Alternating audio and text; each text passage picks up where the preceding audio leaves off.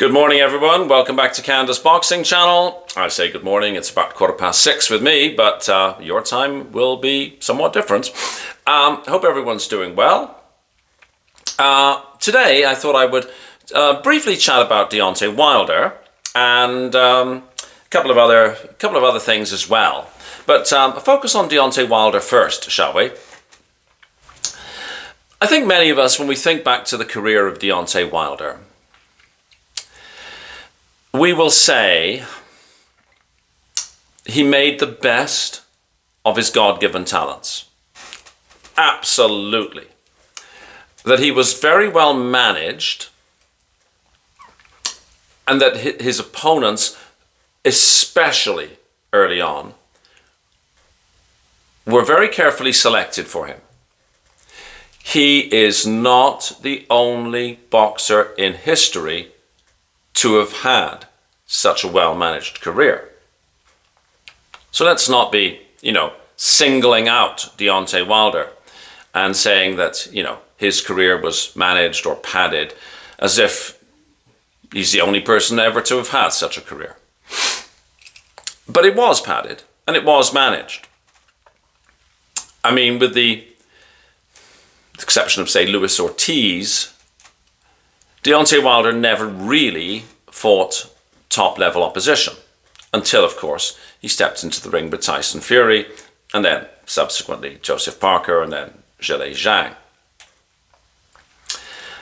I think it's very fair to say that Deontay Wilder would have suffered a degree of confidence damaging, shall we say. He'd knocked out virtually all his opponents, with the exception of Stavern, who went the distance with him.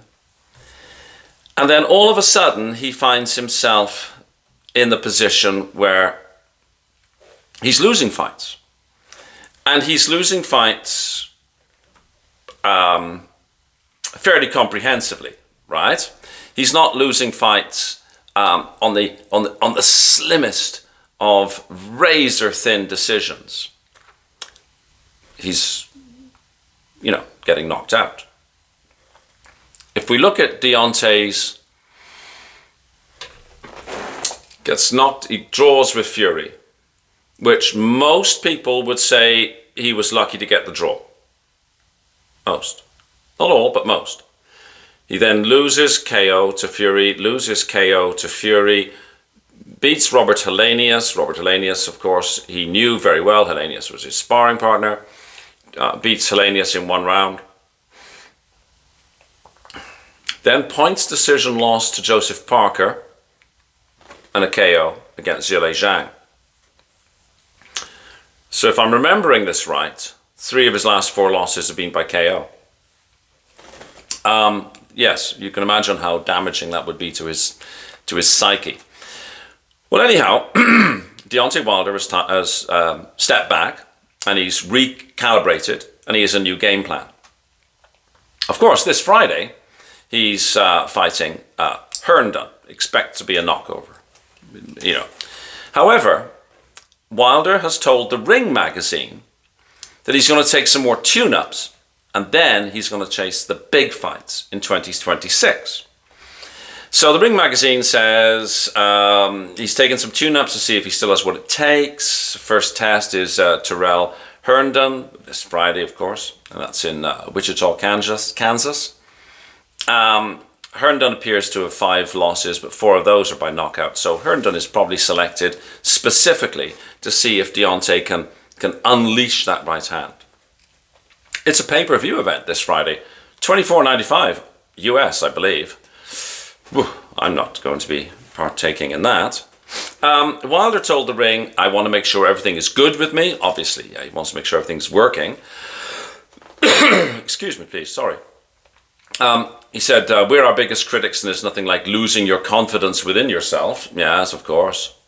We have a few fights lined up this year. It's going to be some warm-ups. We call it warm-ups. That's no disrespect to any opponent who steps in the ring with me. We're tuning things up. I want to make sure everything is back and functioning, back to how I used to be, and even better.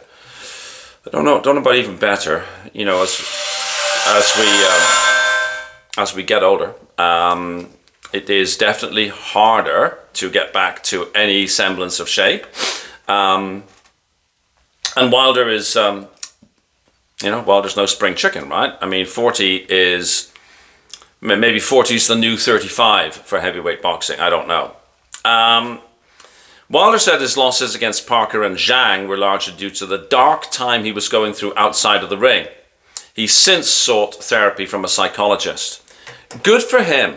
I think he went through a divorce, if I'm not mistaken. And to see somebody, I think that's really commendable. Especially men, we're notoriously bad at not speaking and getting the help we need.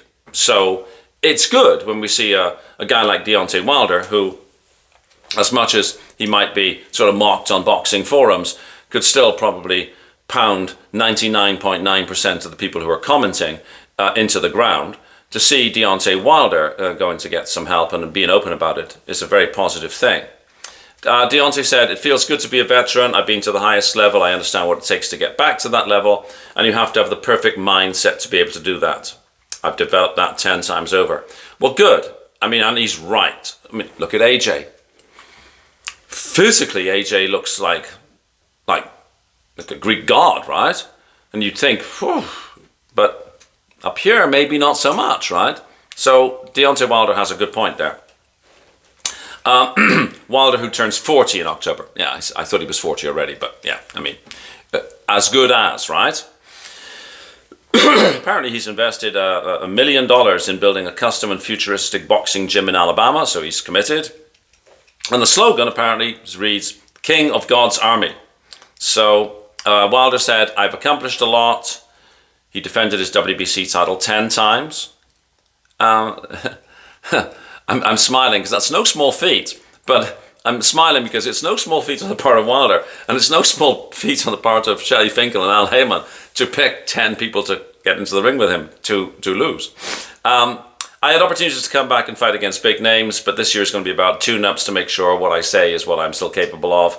Once I complete these tasks, next year is back to the big leagues. And that's what Wilder's saying. "I don't have anything left to prove. I have a state-funded statue back home. I'm a walking, living legend." Well, I'm not surprised. Actually, in Alabama, Tuscaloosa, I think. Absolutely big star. I mean, Alabama isn't known as a hotbed of boxing. In fact, as far as the states are concerned, Alabama might be a bit of a backwater, right? You don't normally think of Alabama. But yeah, I'm absolutely certain he would be adored in his home state. So that's the news of Deontay Wilder. Going to take his time, rebuild. You know, you think back to Deontay's career, and it's like, ooh, wow, that was exciting. Oh, wow, that was exciting. It is that one trick. A very, very impressive trick. Just like Fabio one-tricked Justice Hooney. And that is, yes, that is a trick. When it works, it works. Couple of other things.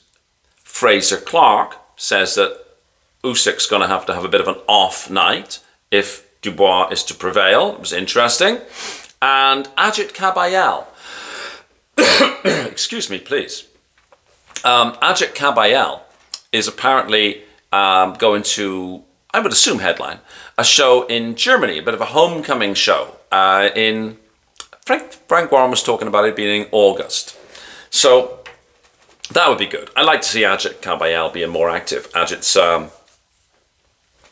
32? Dang, I should have looked it up. Close to 32. I'd like to see him be more active. I have I have a good feeling that if Ajit Kabayel gets the opportunities, Ajit Kabayel might well have a strap around his waist. I like Ajit Kabayel. He's a boxer that really does appeal to me. Anyhow, we should leave it there. Later on today, we'll be talking with Jules McGowan, Coach's Corner. I'm looking forward to that, to get some real expertise, addressing some questions to do with corner work and weight classes. That should be a lot of fun. I'm keenly waiting to learn. And I think that's it for the moment.